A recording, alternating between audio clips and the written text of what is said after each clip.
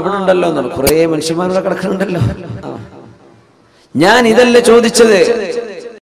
ഐനൽ Omran, മനുഷ്യന്മാരെവിടെ?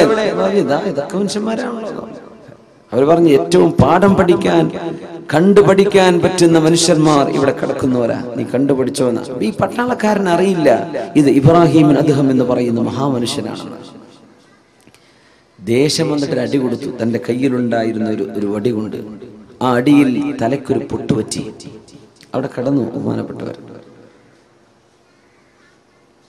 കടന്നപാട് ദുആ ചെയ്തു, യാ അല്ലാഹ്, ഈ മനുഷ്യന് നീ സ്വർഗം കൊടുക്കണേ പടച്ചോനെ. എന്നെ അടിച്ച മനുഷ്യന് സ്വർഗം കൊടുക്കണേ അല്ലാഹ്. ഇയാള് ഞെട്ടി. എന്താ അടി കൊടുത്തിട്ട് കണ്ട് ദുആരക്കെ. പിന്നെ ആരോടൊക്കെ ചോദിച്ച് ഇയാൾ വഴി അറിഞ്ഞു ടൗണിലേക്ക് എത്തിയപ്പോ കൂടുതലുള്ള പട്ടാളക്കാർ ചോദിച്ചു, എങ്ങനെ വഴി കിട്ടിയത്? ഞാൻ ആകെ കുടുങ്ങിയിരുന്നു. ഞാൻ ഒരാളോട് ചോദിച്ചു, അയാൾ എന്നെ കുറെ സ്വീപ്പാക്കി. വഴി എവിടെ ചോദിച്ചാൽ പള്ളിക്കാട്ടിലേക്ക് കാണിച്ചു. ഞാനൊരു അടി കൊടുത്ത് പോന്നിട്ടുണ്ട്. പടച്ചോനെ, നീ ആ അടിച്ച മനുഷ്യൻ, അവിടെ കണ്ട മനുഷ്യൻ ഇബ്രാഹിം അദ്ഹം തങ്ങളാവാൻ സാധ്യതയുണ്ട്. ഞാൻ അവരെയാണോ ഈ ചെയ്തത്? ഓടിച്ചെന്നു, കുതിരയെടുത്ത് ഓടിച്ചെന്ന് ഇതേ സ്ഥലത്ത് ചെന്ന് കിടക്കുമ്പോ കുറെ ശിഷ്യന്മാരൊക്കെ ചെന്ന് പിന്നാലെ. ബഹുമാനപ്പെട്ട ശൈഖ് അവരോടുണ്ട്. കാലിക്കൽ വീണ് മാപ്പ് ചോദിച്ചു. ഞങ്ങൾക്ക് എന്നോ മാപ്പ് തന്നിട്ടുണ്ടല്ലോ, എന്തിനാ ഈ മാപ്പ് അപേക്ഷയൊക്കെ? അല്ല, ഞാൻ നിങ്ങളെ അടിച്ചപ്പോ നിങ്ങൾ എനിക്ക് വേണ്ടി ദ്വാരന്ന് ഞാൻ കേട്ടിരുന്നല്ലോ. അപ്പോ എന്തേ അത്? ഒന്നല്ല, ഈ ജാതി അടി കിട്ടിയാൽ അള്ളാഹു എനിക്കതിന് കൂലി തരുമെന്ന് എനിക്കറിയാം. നിങ്ങൾ കാരണം എനിക്കല്ല കൂലി തരാ, പിന്നെ ഞാൻ കാരണം നിങ്ങൾക്ക് ശിക്ഷ ഉണ്ടാവുക? അത് പാടില്ലല്ലോ. നിങ്ങളൊരു ഉപകാരം ചെയ്തില്ലേ, ഞാൻ അങ്ങോട്ട് ഉപകാരം തരാണ്, നിങ്ങൾക്ക് അള്ളാഹ് സ്വർഗം തരട്ടെ. സുബ്ഹാനല്ലാഹ്. എനിക്ക് നിങ്ങൾ ഉപകാരം ചെയ്തില്ലേ, ഒരു വേദന, ആ വേദനക്കല്ല കൂലി തരൂലേ? അതിന് നിങ്ങൾക്കൊരു ഉപകാരം ഞാനും തരണ്ടേ? അള്ളാഹു നിങ്ങൾക്ക് സ്വർഗം തരണ്ടേ? ഞാൻ അങ്ങനെ ചോദിച്ചതാണ്. മഹാനായ ഇബ്രാഹിം അദ്ഹം റളിയല്ലാഹു തആല മുസ്ലിം സമൂഹത്തിന്റെ ആ ഒരു എന്താ പറയാ, ഇന്റലക്ച്വൽ ഗ്രോത്ത്, നമ്മുടെ ബുദ്ധിപരമായ സാംസ്കാരികമായ ആ ഒരു ഔന്നിത്യം, ഇതാണ് ഇസ്ലാമിന്റെ ലെഗസി എന്ന് പറയുന്നത്. ഇസ്ലാമിന്റെ പാരമ്പര്യം ഇതാണ്. എല്ലാം ജീവിച്ചത് പടച്ചോന് വേണ്ടിയാണ്. മനുഷ്യന്മാരുടെ ഒരു പ്രശ്നമില്ല, ആരും എന്തും ചെയ്തോട്ടെ. അബ്ദുല്ലാഹ് ബിൻ മസ്ഊദ് റളിയല്ലാഹു അൻഹുവിന്റെ ചില കാശ് ഏതോ ഒരു കള്ളൻ പോക്കറ്റ് അടിച്ചു കൊണ്ടുപോയപ്പോ ആളുകൾ പറഞ്ഞില്ലേ, അബ്ദുല്ലാഹ് ബിൻ മസ്ഊദ്, നിങ്ങൾ അള്ളാഹുവിനോട് ദുആ ചെയ്യൻ, ആ മോഷണം ചെയ്തു കൊണ്ടുപോയ മനുഷ്യന് അള്ളാഹുവിന്റെ ശിക്ഷ വരട്ടെ. നിങ്ങൾ ദുആരക്ക് ഞങ്ങൾ കാമ്യം പറയാം. വളരെ മെലിഞ്ഞ മനുഷ്യനായിരുന്നു അബ്ദുല്ലാഹ് ബിൻ മസ്ഊദ് റളിയല്ലാഹു തആല. അല്ലാഹുവിന്റെ റസൂലിന്റെ സ്വഹാബിയാണ്, ഖുർആൻ എഴുതി വെച്ചിരുന്ന സ്വഹാബിയാണ്, കാത്തിബ് സിദ്ദ് റസൂലില്ലാഹ്, വിശുദ്ധ ഹദീസുകൾ റിപ്പോർട്ട് ചെയ്ത സ്വഹാബിയാണ്. കാലിന്റെ അടിഭാഗം അർശിൽ തട്ടി എന്ന് റസൂൽ പറഞ്ഞ സ്വഹാബിയാണ് അബ്ദുല്ലാഹ് ബിൻ മസ്ഊദ് റളിയല്ലാഹു തആല. വലിയ മഹാനാണ്. അബൂജഹലിന്റെ ആ യുദ്ധത്തിൽ തല വലിച്ചു കൊണ്ടുവന്ന സ്വഹാബിയാണ് അബ്ദുല്ലാഹ് ബിൻ മസ്ഊദ് റളിയല്ലാഹു തആല. എന്താ ദ്വാരക്കെന്നറിയോ? സ്വന്തം പോക്കറ്റ് അടിച്ചു പോയത്. നമ്മളൊക്കെ മൊബൈലുള്ള കട്ടെടുത്ത് എന്തായിരിക്കും അവസ്ഥ? നമ്മൾ എങ്ങനെയൊക്കെ ദ്വാരക്കും? പടച്ചവൻ എടുത്തി വീണ, വണ്ടി കുത്തിയോ, എന്തൊക്കെ നമ്മൾ ദ്വാരക്കൂലേ? ഒരു ഉപദ്രവം ചെയ്താൽ അബ്ദുല്ലാഹ് ബിൻ മസ്ഊദ് അങ്ങ് ദ്വാരുന്നു, എനിക്ക് ഞാൻ ദ്വാരക്ക, അന സാഹിബുൽ മാൽ, സമ്പത്ത് എന്റേതാ, ഞാൻ ദ്വാരക്ക, നിങ്ങൾ ആമീൻ പറഞ്ഞോളൂ. ആമീൻ പറയാം. എന്താ ദ്വാരെന്ന് അറിയോ? അല്ലാഹുമ്മ പടച്ചവനെ, ഇൻ കുൻത തഅലം അന്നല്ലദീ സറഖ മാലി മുഹ്താജുൻ ഇലൈഹി ഫബാരിക് ലഹു ഫീഹി യാ റബ്ബ്. പടച്ചവനെ, എന്റെ സമ്പത്ത് മോഷ്ടിച്ചു കൊണ്ടുപോയവൻ, അവൻ അത്യാവശ്യമുണ്ടായിട്ട് മോഷ്ടിച്ചതാണെങ്കിൽ അവൻ കൊണ്ടുപോയ സ്വത്തിൽ നീ ബറക്കത്ത് കൊടുക്കണേ അല്ലാഹ്. ഇനി അവൻ മോഷ്ടിച്ചത് എന്നെ ബുദ്ധിമുട്ടാക്കാൻ വേണ്ടി ചെയ്തതാണ്, അവൻ ആ പൈസയുടെ ആവശ്യമൊന്നും ഉണ്ടായിരുന്നില്ല, അവൻ വെറുതെ ബുദ്ധിമുട്ടാക്കാൻ ചെയ്തതാണെങ്കിൽ ഫജ്അൽഹു ആഖിറ ദംബിൻ യർതകിബുഹു ഫീ ഹഖ്ഖിക യാ അല്ലാഹ്. ഇനി ഒരിക്കൽ മറ്റൊരു തെറ്റ് ചെയ്യാൻ ഒരു അവസരം ഇയാൾക്ക് കൊടുക്കരുത് പടച്ചവനെ, അവനെ നന്നാക്കി കൊടുക്കണമേ. അബ്ദുല്ലാഹ് ബിൻ മസ്ഊദ് റളിയല്ലാഹു അൻഹു. ഇങ്ങനെയൊക്കെ ചിന്തിക്കാനുള്ള വിശാല മനസ്സ് ഒരു സത്യവിശ്വാസിക്ക് കിട്ടിയപ്പോ, ഇഖ്ലാസിൽ ജീവിക്കുമ്പോ, അള്ളാഹ്ക്ക് വേണ്ടി ജീവിക്കുമ്പോ. മനുഷ്യന്മാര് പലതും പറയും, മനുഷ്യന്മാരുടെ വാക്ക് കേട്ടൊന്നും ജീവിക്കാൻ പറ്റില്ല. ആളുകൾ ഭ്രാന്താക്കും, ഓരോന്ന് പറഞ്ഞിട്ടും ചോദിച്ചിട്ടും. നല്ല നിലയ്ക്ക് ജീവിക്കുന്ന മനുഷ്യൻ അതൊരു വീക്ക്നെസ് ആണ് മനുഷ്യന്മാരെ വിചാരിക്കുക. ഞാൻ എപ്പോഴും പറയാറുണ്ട്, അങ്ങനെ സ്ത്രീധനൊന്നും വാങ്ങാതെ കല്യാണം കഴിച്ചാൽ അയാൾക്ക് തീരെ വില ഉണ്ടാവില്ല. ആ മരുമോൻ, ആ പുരയിലോ കുടുംബത്തിലോ വിലല്ല. ശരിക്കും അയാൾക്കല്ലേ വില കൊടുക്കേണ്ടത്. നമ്മുടെ നാട്ടിൽ എങ്ങനെയാണ്?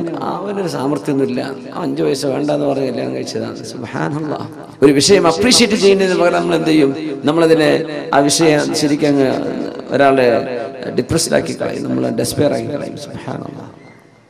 നന്മയെ അള്ളാഹുവിന് വേണ്ടി നന്മയെ സ്നേഹിക്കുക. നന്മ നമ്മൾ ഇഷ്ടപ്പെടുന്നത് അള്ളാഹുവിന് വേണ്ടിയാണ്, നന്മ ചെയ്യുന്നത് അള്ളാഹുവിന് വേണ്ടിയാണ്. അള്ളാഹു കബൂൽ ചെയ്യുമാറാകട്ടെ.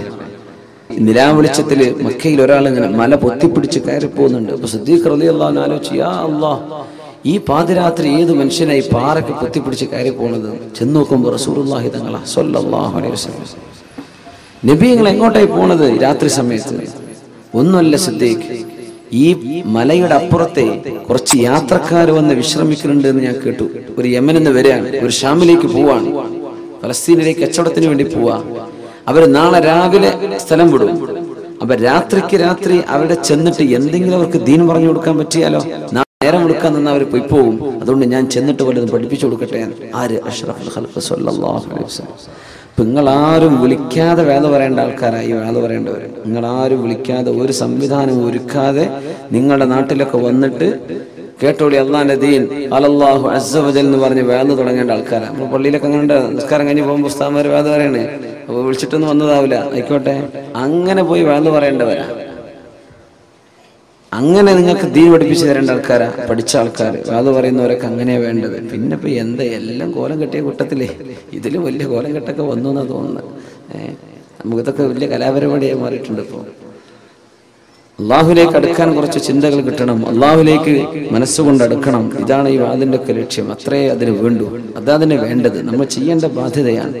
അപ്പൊ അതുകൊണ്ട് നമ്മൾ ചെറിയ വിഷമങ്ങളൊക്കെ സഹിക്കാം. വലിയ വലിയ വിഷമങ്ങളൊക്കെ അള്ളാഹിന്റെ റസൂലും സ്വഹാബികളൊക്കെ സഹിച്ചില്ലേ? നമ്മളൊന്നും അറിഞ്ഞിട്ടില്ലല്ലോ, സാരല്ല, നമുക്ക് മൈക്ക് വെച്ചിട്ടല്ലേ പറയണത്. അന്ന് ഭയങ്കര സൗണ്ട് ഉണ്ടായിരുന്നു. അബ്ബാസ് റളിയല്ലാഹു അൻഹുവിന്റെ ശബ്ദം 2 മൈൽ അപ്പുറത്തേക്ക് കേട്ടിരുന്നതാണ്, ഒരു ആംപ്ലിഫയറും ഒരു മൈക്കും ഇല്ലാതെ.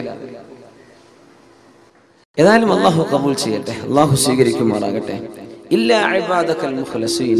അള്ളാഹുവേ, നിനക്ക് വേണ്ടി കർമ്മങ്ങൾ ചെയ്യുന്ന ആളുകളെ അവരെ എനിക്ക് പഴപ്പിക്കാൻ പറ്റൂല. ഇബ്ലീസ് പറയാം, നിനക്ക് വേണ്ടി ചെയ്യുന്നവർ.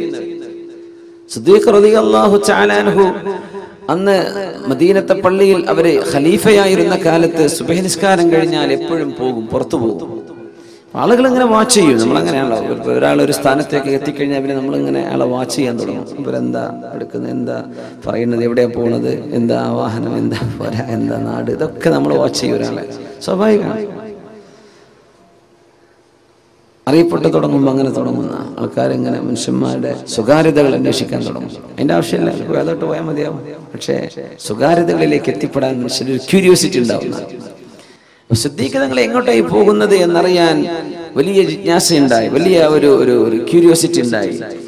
മഹാനായ ഉമർ ഫാറൂഖ് റളിയല്ലാഹു അൻഹു, ബഹുമാനപ്പെട്ട ഉമർ തങ്ങൾ അന്ന് തീരുമാനിച്ചു, നാളെ സിദ്ദീഖ് തങ്ങൾ പോകുമ്പോൾ സിദ്ദീഖ് റളിയല്ലാഹു അൻഹു അറിയാതെ ഫോളോ ചെയ്യണം. എങ്ങോട്ടാ പോണത് എന്നറിയാൻ. അങ്ങനെ രാവിലെ പോയി നോക്കുമ്പോ സിദ്ദീഖ് റളിയല്ലാഹു അൻഹു മദീനത്തെ പള്ളിയിൽ നിന്ന് പുറത്തിറങ്ങി അങ്ങനെ നടക്കുന്നുണ്ട്. ആ വെളിച്ചം വരുന്നതിന്റെ മുമ്പ് ഒരേ നടത്തം. നടന്ന് ഒരുപാട് ദൂരം എത്തിയപ്പോ ഏതോ മരത്തിന്റെയും പാറിന്റെ ഒക്കെ മറ പിടിച്ച് ഉമർ തങ്ങൾ കുറെ ദൂരത്തുകൂടെ സിദ്ദീഖ് തങ്ങൾ കാണാതെ പിന്നാലെ പോകുന്നുണ്ട്. എങ്ങോട്ടാണ് ഈ പോകുന്നത് എന്ന് ചെന്ന് നോക്കുമ്പോൾ ഒരു ചെറിയ കൂരയിലേക്ക്, ഒരു ചെറിയ കൊച്ചു വീട്, ഒരു ഹട്ട്, ചെറിയ വീട്. 1 മണിക്കൂർ സമയം കഴിഞ്ഞപ്പോ പുറത്തിറങ്ങി വന്നു, തിരിച്ചു മദീനത്തേക്ക് പോകുന്നുണ്ട്. ഉമർ തങ്ങൾ ഒളിച്ചിരുന്നു. അങ്ങനെ കുറച്ചു നേരം കഴിഞ്ഞ് അവിടെ ചെന്ന് ചോദിച്ചു വീട്ടുകാരോട്, അസ്സലാമു അലൈക്കും. വീട്ടിൽ നിന്ന് വൃദ്ധയായൊരു ഉമ്മൂമ്മ, അലൈക്കും അസ്സലാം, വാതിൽ തുറന്നു കൊടുത്തു. നോക്കുമ്പോ ഈ ഉമ്മാക്ക് കണ്ണ് കാണൂല, കണ്ണ് കാണാത്തൊരു ഉമ്മയാണ്. ആരെ ചെയ്യുന്നറിയോ? രാജ്യത്തിന്റെ പ്രധാനമന്ത്രി എന്നൊക്കെ പറയുന്ന പവറിലിരിക്കുന്ന അബൂബക്കർ സിദ്ദീഖ് റളിയല്ലാഹു അൻഹു, പ്രസിഡന്റ് ഓഫ് ദ കൺട്രി. അത്രയും വലിയ സ്ഥാനമാണ് അന്ന് ഖലീഫ. ആ ഖലീഫ ഒരു കരിമ്പൂച്ചകളോ ഒരു സെക്യൂരിറ്റിയോ ആരില്ലാതെ ഒറ്റയ്ക്ക് പോയിട്ട് ചെയ്തു വന്നൊരു കർമ്മം ഉമർ തങ്ങൾ കണ്ടുപിടിച്ചതാണ്. ഇത് നിങ്ങൾ ആരോടും പറഞ്ഞിട്ടില്ല. ഉമ്മ, ഇവിടെ വന്നു പോയ ആളാരെങ്ങൾക്ക് അറിയോ? ഇല്ല മോനെ, എനിക്കറിയൂല. ആളെ പേര് എനിക്കറിയൂല, പറഞ്ഞു തന്നിട്ടില്ല. ആളിപ്പോ എന്താ ഇവിടെ വന്ന് ചെയ്തത്? അയാൾ എന്നും വരും, രാവിലെ എൻ്റെ വീട് നടിച്ച് വരും, വൃത്തിയാക്കും, എൻ്റെ ആടിനെ പാല് കറന്ന് എനിക്ക് കുടിക്കാനുള്ള പാലും രാവിലത്തെ ഭക്ഷണം ഉണ്ടാക്കി വെച്ചിട്ട് പോകും. എത്ര കാലമായി? കുറേ വർഷമായി ചെയ്യാൻ തുടങ്ങിയിട്ട്. നിങ്ങൾക്ക് അറിയോ? എനിക്ക് ആളറിയില്ല. പൊട്ടിക്കരഞ്ഞോളൂ ഫാറൂഖ് റളിയല്ലാഹു അൻഹു. ആരാണ് ഈ പണി ചെയ്തത്? നമ്മുടെ ഒരു പഞ്ചായത്തിന്റെ വാർഡ് മെമ്പർ ഈ പണി ചെയ്യുമോ? ഇങ്ങനെ ആരും ഇപ്പോൾ മിനിമം 4 ഫോട്ടോഗ്രാഫറൊപ്പം കൊണ്ടുപോലും നമ്മൾ. ഇവിടെ മെമ്പർമാരുണ്ടോ എന്ന് എനിക്കറിയില്ലേ, ഞാൻ വെറുതെ പറയണേ. അല്ല, അങ്ങനെ നമ്മൾ ഒരു ചെറിയ ചെടി നടുകയാണ്. ഒരു ചെറിയ ചെടിയുടെ അതിങ്ങനെ പിടിച്ചിട്ട് അപ്പതാ മന്ത്രി നടുന്നു. മന്ത്രി നട്ടിട്ടുണ്ടാവില്ല, അത് പിടിച്ചിട്ടേ ഉണ്ടാവുള്ളൂ. മന്ത്രി കൊടുത്ത് അപ്പതാൻ അടുത്ത കൊടുത്ത് വെച്ചിട്ടോ എന്ന് പറഞ്ഞ് പോയിട്ടുണ്ടാവും. നമ്മളെന്താ ഫോട്ടോ ചെയ്യുക? മന്ത്രി ഇതാ എന്താണ് ഇന്നാലിന്റെ കർമ്മങ്ങൾ ഒന്നും ചെയ്യാ. നമ്മൾ ചെയ്യാത്തതൊക്കെ ചെയ്തു എന്ന് പറഞ്ഞു കേൾക്കുന്നവർ വലിയ ശിക്ഷ ഉണ്ടാവുന്ന. ഇന്ന് ഇതാണ്. അന്ന് ഒരുപാട് വലിയ കാര്യം ചെയ്തു, ആരും അറിയണ്ട. എന്തേ? ഇത് അല്ലാഹു അറിഞ്ഞാൽ മതി. മിനിമം ആ ഉമ്മയോട് പറയൂലേ, ഇന്ന ആള് ഇത് ഞാനാണ്, ആളെ പരിചയം. അതുപോലും ചെയ്തില്ല സിദ്ദീഖ് റളിയല്ലാഹു അൻഹു. ഖലീഫയാകുന്നതിന് മുമ്പേ ചെയ്തിട്ടുണ്ട്. ഖലീഫ അതിനർത്ഥം എന്താണെന്നറിയോ? നമ്മളും അള്ളാഹുവും മാത്രം അറിയുന്ന ചില സർക്കൽമങ്ങൾ വേണം. നമ്മളും പഠിച്ചവനും മാത്രം അറിഞ്ഞാൽ മതി. ഒരു മഹാൻ 40 വർഷം സുന്നത്ത് നോമ്പെടുത്തിട്ട് പുരക്കാർ അറിഞ്ഞിട്ടില്ല. 40 വർഷം കച്ചവടക്കാരനായിരുന്നു. കച്ചവടത്തിന് പോകുമ്പോ വീട്ടിൽ നിന്ന് ടിഫിൻ, അതിന്റെ ഭക്ഷണം പാകം ചെയ്ത് കൊണ്ടുപോകും. ഭാര്യ എന്ത് ചെയ്യും? ഉച്ചക്കുള്ള ഭക്ഷണം കൊടുത്തയക്കും. പിന്നെ രാത്രി മഗ്‌രിബ് കഴിഞ്ഞാൽ സ്ട്രീറ്റ് ലൈറ്റ് ഒന്നും ഇല്ലല്ലോ, ബൾബൊന്നും ഇല്ലല്ലോ. സൂര്യാസ്തമിച്ചാൽ കട അടച്ചു തിരിച്ചു പോകും. മഗ്‌രിബ് ആകുമ്പോൾ വരേക്ക് എത്തും. ഇയാൾക്ക് ഒന്നിടവിട്ട ദിവസങ്ങൾ സുന്നത്ത് നോമ്പായിരുന്നു. ഒന്നിടവിട്ട ദിവസം നോമ്പ് നോൽക്കുന്ന അന്ന് ഉച്ചഭക്ഷണം ആ അങ്ങാടിയിലെ പാവപ്പെട്ട ആൾക്കാർക്ക് കൊടുക്കും. രാത്രി ഭക്ഷണം വരെ പോയി കഴിക്കും. സുബ്ഹാനല്ലാഹ്. നോമ്പില്ലാത്തന്ന് അദ്ദേഹം കഴിക്കും. ഇങ്ങനെ 40 വർഷം കഴിഞ്ഞ് മരിക്കുമ്പോഴാണ് അറിയുന്നത് ഇയാൾ 40 വർഷം ഒന്നിടവിട്ട് സുന്നത്ത് നോമ്പ് നോറ്റിരുന്ന മനുഷ്യനാണ്. റമളാൻ മുഴുവൻ നോക്കും, പക്ഷെ റമളാൻ കഴിഞ്ഞാൽ ഒന്നിടവിട്ട് ആൾട്ടർനേറ്റീവായിട്ട് ഒരു ദിവസം നോമ്പെടുക്കും. പിന്നെ ഇഫ്തിർ യൗമൻ വയസൂമു യൗമൻ. സൗമ ദാവൂദ് നബി അലൈഹിസ്സലാമിന്റെ നോമ്പ് അങ്ങനെയായിരുന്നു. അങ്ങനെ നോമ്പെടുത്തത് പുരക്കാരോ ഭാര്യ വിചാരിക്കും ഭക്ഷണം കഴിച്ചിട്ടുണ്ടാവും.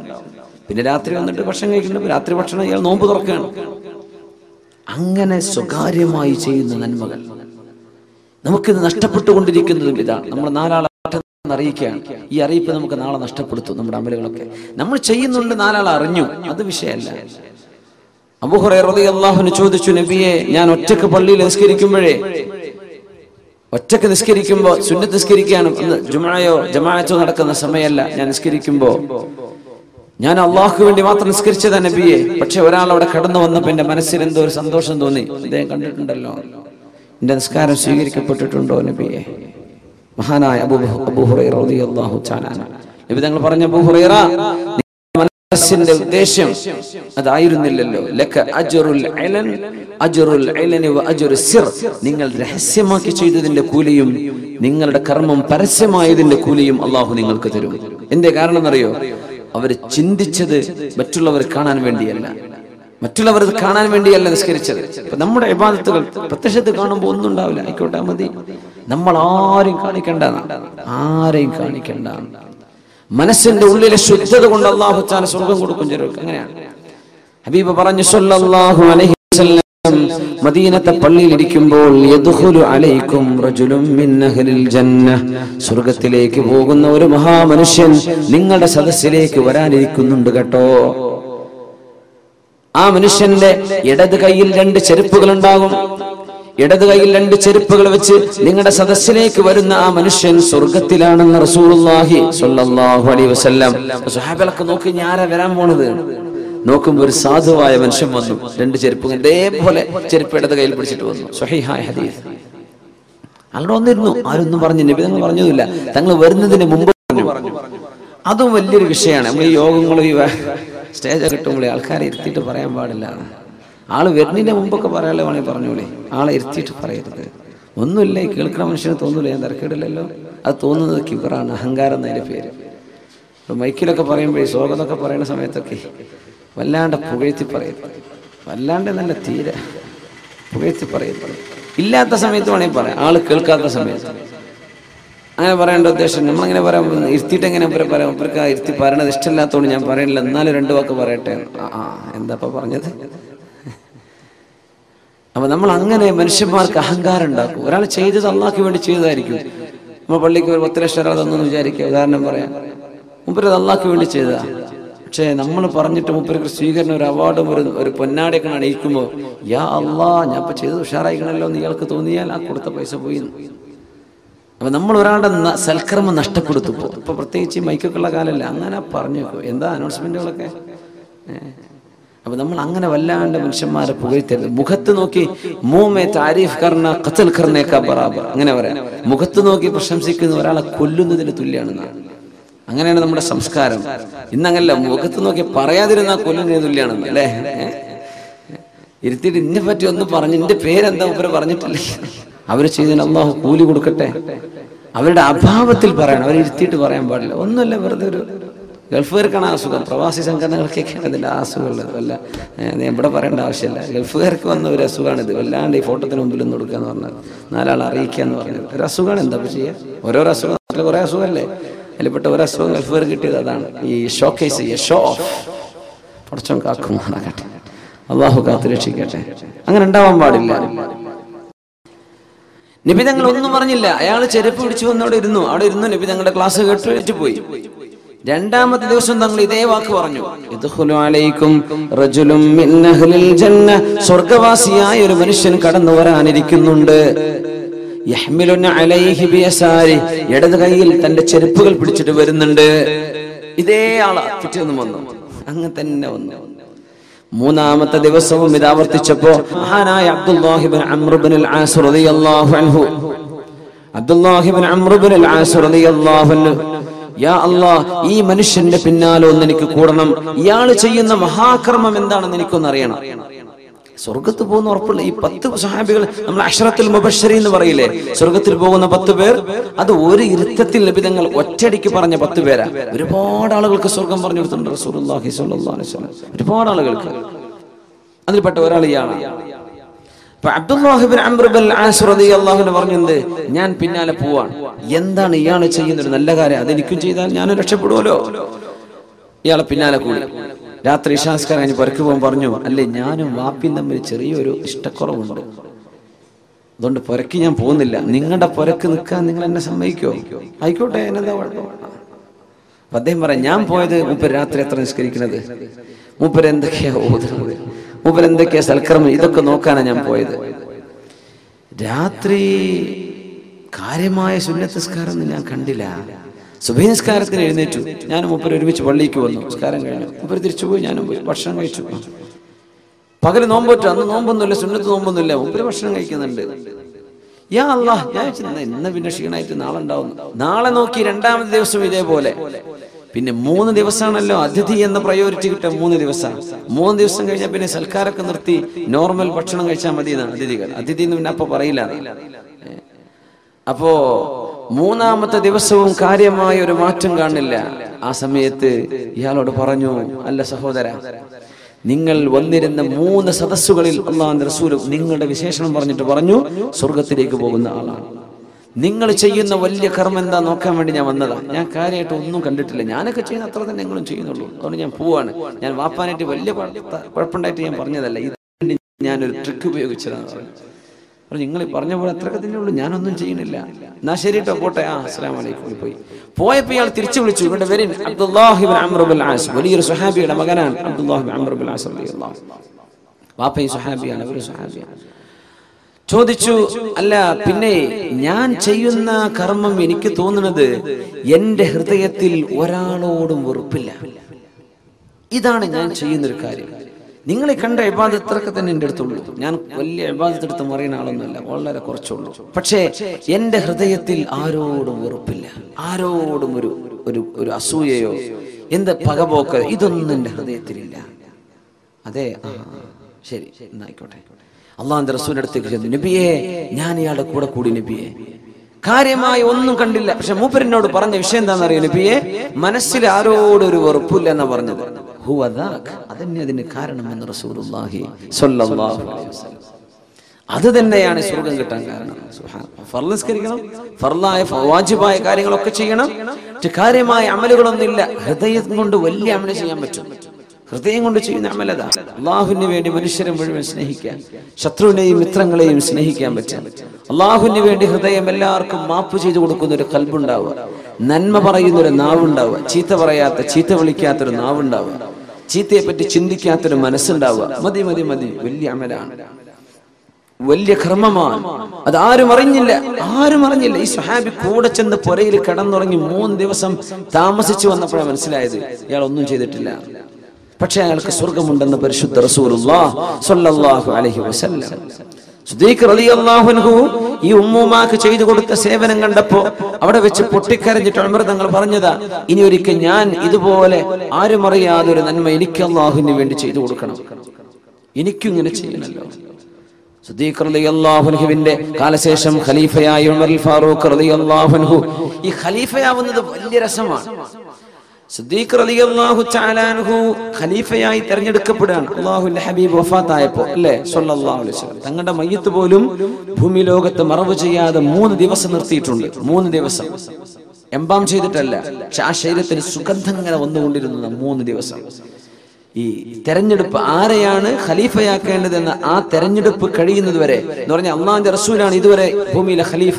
ഇനി നബി തങ്ങൾ ഭൂമിന്റെ മുകളിൽ നിന്ന് ഉള്ളിലേക്ക് പോവാണ്. അതുകൊണ്ട് അടുത്ത ഒരാൾ, നമ്മുടെ അഡ്ഹോക് കമ്മിറ്റി എന്നൊക്കെ പറയില്ലേ, അടുത്ത ഒരാളെ തെരഞ്ഞെടുക്കപ്പെടുന്നവരെ റസൂലുള്ളാഹിന്റെ ഭൗതിക ശരീരം മേലെ തന്നെ നിന്നോട്ടെ, മറവ് ചെയ്യണ്ട എന്ന് സ്വഹാബത്തിന് അള്ളാഹു തോന്നിപ്പിച്ചു കൊടുത്തതാണ്. അങ്ങനെ നിർത്തി തെരഞ്ഞെടുപ്പുണ്ടായ ഒരു വലിയ രസമുണ്ട്. ഉമർ റളിയല്ലാഹു തആല അൻഹുവിനോട് സിദ്ദീഖ് തങ്ങൾ പറഞ്ഞു, യാ ഉമർ, കൈ നീട്ടി എന്ന് പറഞ്ഞു. കൈ നീട്ടെന്ന് പറഞ്ഞാൽ നിങ്ങൾക്ക് വോട്ട് ചെയ്യാണ്, നിങ്ങൾക്ക് ഞാൻ ബൈഅത്ത് ചെയ്യാൻ. എന്തേ അബൂബക്കർ? ഉമർ, നിങ്ങൾ ഈ ഉമ്മത്തിന്റെ നേതൃത്വം നിങ്ങൾ ഏറ്റെടുക്കണം. ഉമർ, ഞാൻ പറ്റൂല, എന്നെ കൊണ്ട് പറ്റൂല, ഞാനത് ചെയ്യൂല.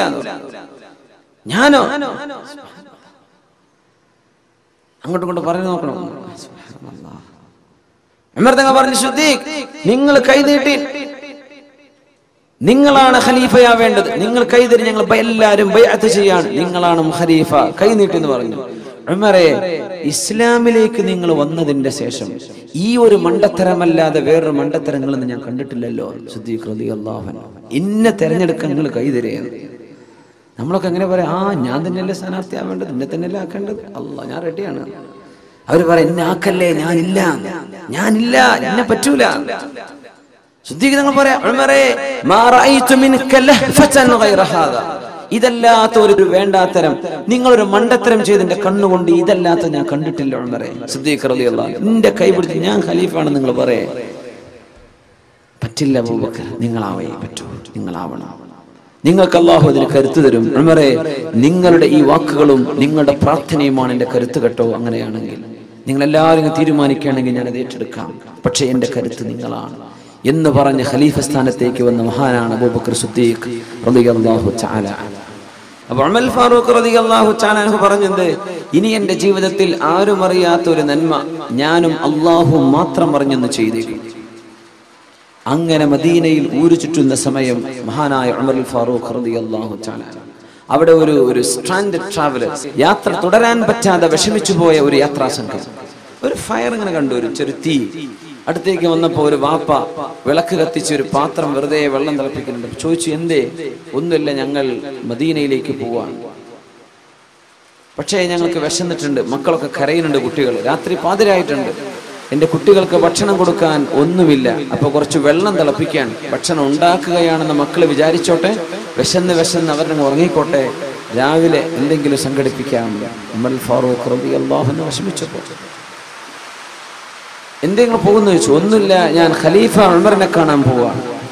ആരെ ചോദിക്കണത്? ആരാണ്? ഉമർ റളിയല്ലാഹു അൻഹു പറയുന്നത് ഖലീഫ ഉമറിനെ കാണാൻ പോകും. കേട്ടുപരിചയമുള്ള ആളായിരിക്കും. വേണ്ട, ആൾക്കാർ കേട്ടുപരിചയം കണ്ടുപരിചയം ഉണ്ടായില്ല.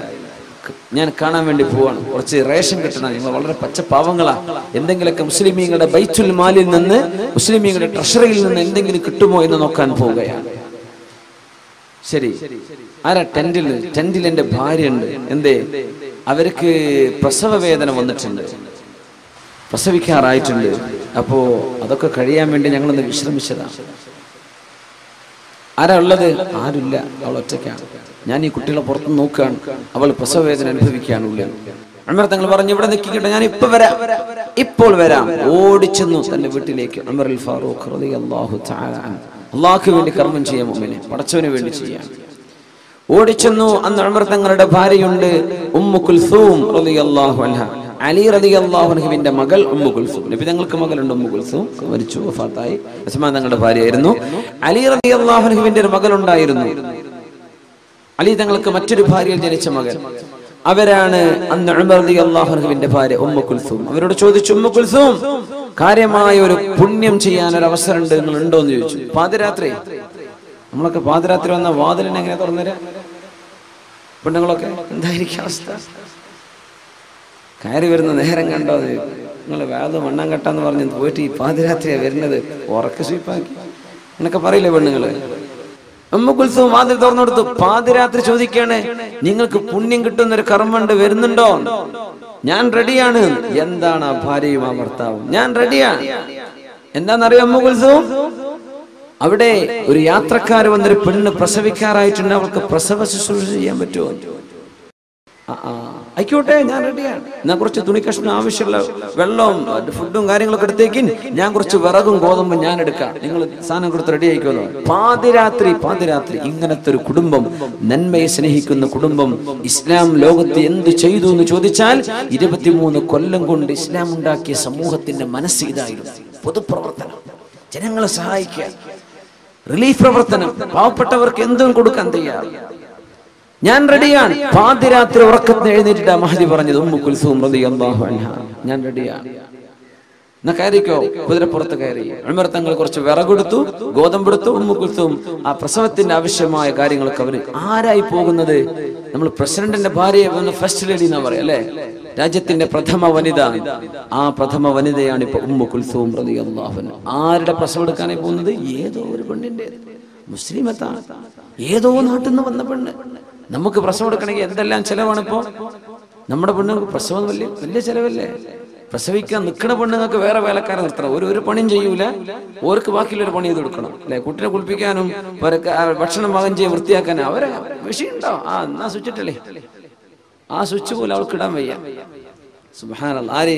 അവൾക്ക് വേറെ നിറച്ച് പൈസ കൊടുക്കും വേണം, എല്ലാം ചെയ്തു കൊടുക്കണം. അവരങ്ങോട്ട് അതിഥിയായി കൊണ്ടുവന്ന പോലെ. അങ്ങനത്തെ പണിക്കാരെ എന്ന് കിട്ടാനുള്ളത് അല്ലേ?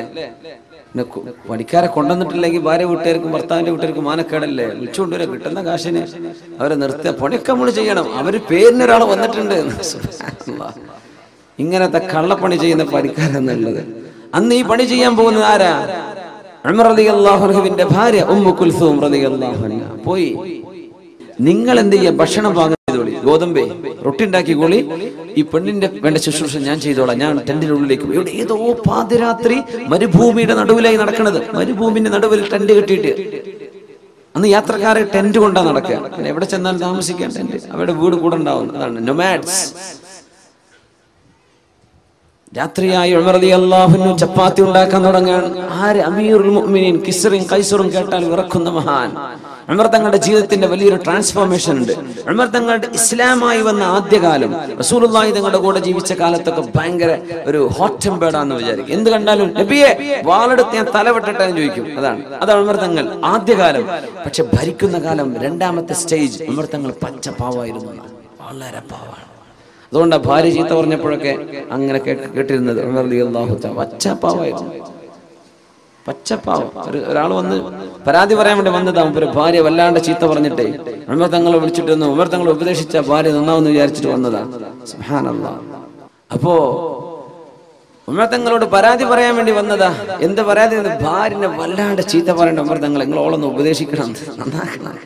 വന്നു നോക്കുമ്പോൾ ഉമർ തങ്ങളുടെ ഭാര്യ പൊരിഞ്ഞ ഡയലോഗ് ഇങ്ങോട്ട്. സുബ്ഹാനല്ലാഹ്. വാതിൽക്ക് മുട്ടിയിട്ട് വാതിൽ തുറക്കാൻ വേണ്ടി നിൽക്കുമ്പോ വാതിൽ തുറക്കണ കേൾക്കുന്നത് ഉമർ തങ്ങളെ ചീത്ത പറയണ വാക്കാ. അദ്ദേഹം പിന്നെ അവിടെ നിന്ന് ഇറങ്ങി പോകുന്നതാണ്. വാതിൽ ഉമർ തങ്ങൾ തുറക്കുമ്പോ ഇയാള് പുറത്തിറങ്ങി പോവുക. അല്ലല്ല, എന്തിപ്പോ പോണത്? ഞാൻ ചോദിക്കാം, പിടിച്ചിരും വലുത് എന്ന് പറഞ്ഞ പോലെ ഞാനൊരു കുഴപ്പമുണ്ടായിട്ട് വന്നത്, അതിന് വലിയ കുഴപ്പം നിങ്ങളെ പുറക്കുണ്ടാകുമ്പോ നിങ്ങൾക്ക് ഇരിക്കുക, എന്താ കുഴപ്പമെന്ന് ചോദിച്ചു. അല്ല, എന്റെ പെണ്ണുങ്ങളെ നാവ് വല്ലാണ്ട് കൂടുതലാണ്. നിങ്ങളുടെ പെണ്ണുങ്ങൾ നോക്കുമ്പോ എന്റെ പെണ്ണ് ഇതിനേക്കാളൊക്കെ താഴെയാണ്. അത്ര ഇരിക്കേ, ഒന്നുമല്ല, ഇവര് നമ്മുടെ കുഞ്ഞുങ്ങളുടെ ഉമ്മമാരല്ലേ, ഇവരെ നമുക്ക് ഭക്ഷണം ഉണ്ടാക്കി തരുന്നില്ലേ, ഇവര് നമ്മുടെ വസ്ത്രം അലക്കി തരുന്നില്ലേ, പിന്നെ നാവ് കുറച്ചു കൊടുക്കുക, അത് നമുക്ക് സഹിക്കാം. ഇതൊക്കെ പറയുന്നത് ഉമർ റളിയല്ലാഹു അൻഹുവിന്റെ രണ്ടാം ഘട്ടമാണ്. സുബ്ഹാനല്ലാഹ്.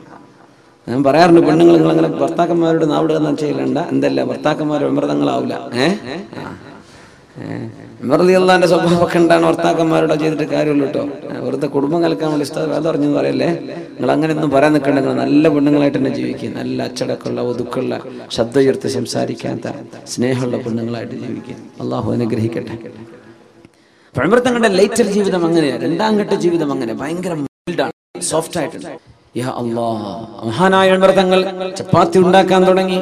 ഭക്ഷണം ഉണ്ടാക്കി തീരുമ്പോഴേക്ക് ഈ കുട്ടികൾക്ക് കൊടുക്കും, പിന്നെ വാപ്പയോട് തിന്നാൻ പറയും, കുട്ടികൾക്ക് കൊടുക്കും, വാപ്പക്ക് കൊടുക്കും. ഇങ്ങനെ പാതിരാത്രി ചുട്ടെടുക്കുക, ചപ്പാത്തി ഉണ്ടാക്കണം. ഇവർക്കറിയില്ല ഇവരെ കാണാനായി ഇവർ പുറപ്പെട്ടത്, ഈ ഉമർ തങ്ങളെ കാണാനായി ഇവർ ഒരുപാട് രാജ്യത്തിന്റെ അങ്ങേയറ്റെന്ന് പുറപ്പെട്ടത്.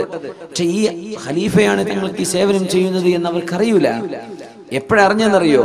ഈ പെണ്ണ് പ്രസവിച്ചത് ഒരാൺകുഞ്ഞാണ്. അപ്പോ ഉമ്മു കുൽസൂം റളിയല്ലാഹു അൻഹ, ഉമർ തങ്ങളുടെ ഭാര്യ, വീട്ടിന്റെ ഉള്ളിൽ നിന്ന് വിളിച്ചു പറഞ്ഞു, ബശ്ശിർ യാ അമീറുൽ മുഅ്മിനീൻ അഖാക ബിൽ വലദ്. അമീറുൽ മുഅ്മിനീൻ, നിങ്ങളുടെ കൂട്ടുകാരന് ഒരു ആൺകുട്ടി പിറന്നു എന്ന സന്തോഷ വാർത്ത അറിയിച്ചു കൊടുത്തേക്കണം. അമീറുൽ മുഅ്മിനീൻ എന്ന് ഒരാളെ മാത്രമേ ആ ലോകത്ത് വിളിക്കപ്പെടൂ. യാ അല്ലാഹ്, ഇത് അമീറുൽ മുഅ്മിനീനോ? ഇതാണോ അമീറുൽ മുഅ്മിനീൻ? അയാളോട് എഴുന്നേറ്റുന്നു, പിടിച്ചിരുത്തി. യാ ഉമർ ഇബ്നുൽ ഖത്താബ്, ഞാൻ അറിഞ്ഞില്ലല്ലോ നിങ്ങളാണ് അമീറുൽ മുഅ്മിനീൻ. അതിനെന്താ? സയ്യിദുൽ ഖൗമി ഖാദിമുഹും, ഒരു സമൂഹത്തിന്റെ നേതാവ് എന്നത് ആ സമൂഹത്തിന്റെ സേവനം ചെയ്യുന്ന ആളല്ലേ. ഈ നന്മ ഉമർ തങ്ങൾ ആരോടും പറയരുത് എന്ന് പറഞ്ഞിട്ടുണ്ട്. ഈ മനുഷ്യനോട് ആരോടും പറയല്ലേ എന്ന്. ലോകം ഈ സംഭവം അറിഞ്ഞത് എപ്പോഴെന്നറിയോ? ഈ ഉമർ റളിയല്ലാഹു തആല അൻഹു അന്നൊരിക്കൽ ശത്രുവിന്റെ കുത്തേറ്റ് മരിച്ചപ്പോ ഈ മനുഷ്യൻ വിളിച്ചു പറഞ്ഞതാ, എനിക്ക് ഇങ്ങനെ ഒരു അനുഭവം അന്ന് മരുഭൂമിയിൽ ഉണ്ടായിട്ടുണ്ട്, അതാരോടും പറയരുത് എന്ന് പറഞ്ഞു. അതുകൊണ്ട് ഞാൻ മിണ്ടിയില്ല. ഇനി പറയാലോ, ഉമർ തങ്ങൾ വഫാത്തായില്ലേ. അങ്ങനെയാണ് ലോകം ഈ നന്മ അറിയുന്നത്. ചെയ്തത് അല്ലാഹുവിന് വേണ്ടിയാണ്, ആരും കാണാനല്ല, ആരും അറിയാനല്ല.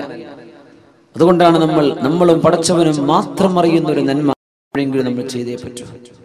നമ്മളും പടച്ചവനും മാത്രം. ഏതെങ്കിലും ഒരു പാവപ്പെട്ട ഒരു യതീമിനെ, വിധവയായ ഒരു സഹോദരിക്ക്, കണ്ണു കാണാത്തൊരു ഉമ്മാക്ക്, ഒരു വൃക്കരോഗിക്ക്, ഒരു ക്യാൻസർ രോഗിക്ക്, ഏതെങ്കിലും പ്രയാസപ്പെട്ട ഒരാൾക്ക് നമ്മളും അല്ലാഹുമല്ലാതെ മറ്റൊരാളും അറിയാത്ത രീതിയിൽ സഹായിക്കാൻ പറ്റണം. മറ്റു റിലീഫിനൊക്കെ സഹായിച്ചേക്കണം, അതിനൊക്കെ സഹായിച്ചേക്കണം. പക്ഷെ നമ്മളും പടച്ചവനും മാത്രം അറിയുന്ന ചില സ്വകാര്യതകൾ വേണം. ഇത് ഭയങ്കര പ്രശ്നമാണ്. ഇബ്ലീസ് ഇങ്ങനെ പറയല്ല, നാളെ അറിയണ്ടേ, എത്ര കാലം ഇപ്പൊ ചെയ്യാൻ തുടങ്ങിയിട്ട് ഒന്നറിയിക്കണ്ടേ, ഇതിങ്ങനെ വന്നുകൊണ്ടിരിക്കും. സുബ്ഹാനല്ലാഹ്. ഞാൻ പറയാം, നമ്മൾ കർണാടകയിലോ തമിഴ്നാട്ടിലോ ആന്ധ്രാപ്രദേശിലോ അല്ലെങ്കിൽ നമ്മുടെ കേരളത്തിന് ഒന്ന് കുറച്ചങ്ങോട്ട് പാലക്കാട് ജില്ലയിലോ അങ്ങനെ വളരെ പാവപ്പെട്ടവർ ജീവിക്കുന്ന പ്രദേശങ്ങൾ, കുറച്ച് പാണത്തൂർ അങ്ങോട്ടൊക്കെ പറ്റും. നമ്മളും പടച്ചോനും മാത്രം അറിഞ്ഞിട്ടൊരു ചെറിയ പള്ളിയെങ്കിലും എടുത്തു കൊടുക്കുക. നമ്മളും പടച്ചോനും മാത്രം അറിഞ്ഞാൽ മതി. വലിയ ഉദ്ഘാടന പരിപാടിയൊക്കെ ആകുമ്പോൾ ആരെങ്കിലും അറിയും. അതൊന്നും വേണ്ട, നിങ്ങളും പടച്ചോനും. ഞാൻ സ്റ്റേറ്റ് മാറിപ്പോയാൽ അറിയില്ലല്ലോ. എവിടെയെങ്കിലും ജീവിതത്തിൽ ചെയ്യണം. അള്ളാഹുവിന്റെ കയ്യിൽ പൈസ തന്നാൽ ഒരു പുരക്കായില്ലേ, നമ്മൾ ഉണ്ടാക്കുന്ന പുരക്കുള്ള മുറ്റത്തിന്റെ നമ്മുടെ ഫ്ലോറിങ്ങിന്റെ കാശ് മതിയാവും വലിയൊരു പള്ളി ഉണ്ടാക്കാൻ, അല്ലേ? നമുക്ക് ദുനിയാവിൽ പുരയില്ലേ, ആഖിറത്തിൽ പുര വേണ്ടേ? മൻ ബനാ ലില്ലാഹി മസ്ജിദൻ വലൗ കമഫ്ഹസി ഖതാ, ഒരു പ്രാവിന് ഇരിക്കാവുന്ന സ്ഥലേ ഉള്ളൂ, അത്രക്ക് ചെറിയ പള്ളി ഉണ്ടാക്കിയാലും ബനല്ലാഹു ലഹു ബിഹി ബൈതൻ ഫിൽ ജന്ന, നാളെ പരലോകത്ത് സ്വർഗ്ഗത്തിൽ അല്ലാഹു പുര പണിത് കൊടുക്കുമെന്ന് റസൂലുള്ളാഹി സ്വല്ലല്ലാഹു അലൈഹി വസല്ലം. ആകെ 5 ആൾക്ക് നിസ്കരിക്കാനേ പറ്റുള്ളൂ. ഈ സ്റ്റേജിന്റെ അത്ര പോലും വലിപ്പമില്ലാത്ത പള്ളിയാണ്, എന്നാലും സ്വർഗ്ഗത്തിൽ അല്ലാഹു പുര തരുന്നത്. അപ്പൊ നമുക്കൊരു വീടായി കഴിഞ്ഞോ, ഇനി ഞാൻ അല്ലാഹുവിന് വേണ്ടി ഒരു വീട് എടുക്കും. അത് നാട്ടിലാവുമ്പോൾ മനുഷ്യന്മാരൊക്കെ അറിയാം. നാട്ടിലത്തെ പള്ളിക്കൊക്കെ സഹായിച്ചേക്കണം. പക്ഷെ നമ്മളും അള്ളാഹു മാത്രം ചോർന്നൊലിക്കുന്ന പള്ളികൾ തമിഴ്നാട്ടിലൊക്കെ എന്താ യുപിയിലും ബീഹാർക്കും ഒന്നും എത്തണ്ട, നമ്മുടെ പരിസര പ്രദേശങ്ങളിൽ തന്നെയല്ലേ. അപ്പൊ അവരെ സഹായിക്കുക. നമ്മളും പടച്ചോനും മാത്രം അറിയുന്ന രീതി. ഇതാണ് മുഖ്ലിസീൻ, അള്ളാഹുവിന്റെ നന്മ പടച്ചവന് മാത്രമായി ചെയ്യുന്ന ആളുകൾ. അങ്ങനെ നമ്മൾ ചെയ്യുന്ന നോമ്പും നമ്മൾ ചെയ്യുന്ന ഖുർആനും ആരാരും അറിയാതെ ഉക്തുമു ഹസനാതികും, റാബിഅത്തുൽ അദവിയ്യ റളിയല്ലാഹു അൻഹ പറയുമായിരുന്നു, ഉക്തുമു ഹസനാതികും കമാ തക്തുമൂന സയ്യിആതികും, നിങ്ങൾ ചെയ്യുന്ന തെറ്റുകളൊക്കെ മറച്ചു പിടിക്കണില്ലേ, എന്നാ ചെയ്യുന്ന നന്മയും കുറച്ച് മറച്ചു പിടിക്കണം, അത് പരസ്യമാക്കണ്ട. മഹദി റാബിഅത്തുൽ അദവിയ്യ റളിയല്ലാഹു തആല അൻഹ, അദവിയ്യത്തുൽ ബസ്രിയ്യ റളിയല്ലാഹു തആല അൻഹ, മഹദിയാണ് പറയാണ്, നമ്മൾ ചെയ്യുന്ന നന്മകളും കുറച്ച് മറച്ചു വെക്കണം, പരസ്യമാക്കരുത്. പരസ്യമായി പോയി, അതിന് കുഴപ്പമില്ല. ഇന്നമാ യതഖബ്ബലുല്ലാഹു മിനൽ മുത്തഖീൻ, അല്ലാഹുവിനെ ഭയപ്പെട്ട് കർമ്മങ്ങൾ ചെയ്യുന്നവരിൽ നിന്നാണ് അല്ലാഹു കർമ്മങ്ങൾ സ്വീകരിക്കുന്നത്.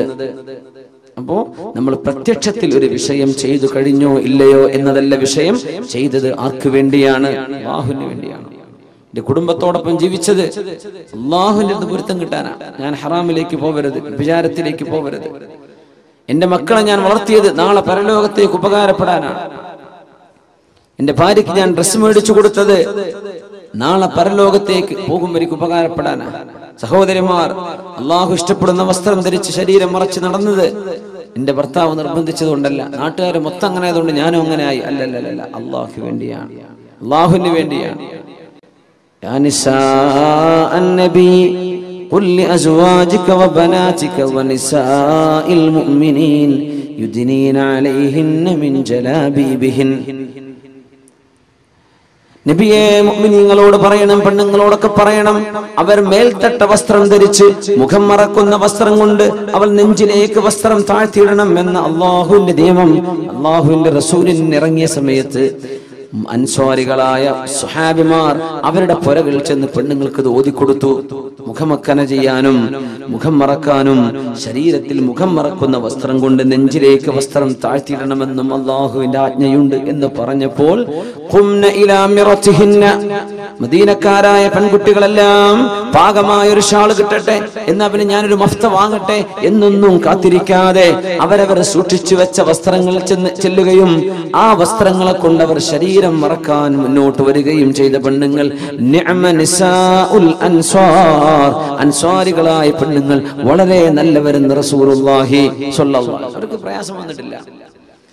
കള്ളിന്റെ ബിസിനസ് നടക്കുന്ന കാലത്താ, ബാർ ലൈസൻസ്, അന്ന് പൊരിഞ്ഞ കള്ളിന്റെ ബിസിനസ് നടക്കുന്ന കാലം മദീനയിൽ, യസ്രിബിൽ. അത് മദീനയായി മാറി.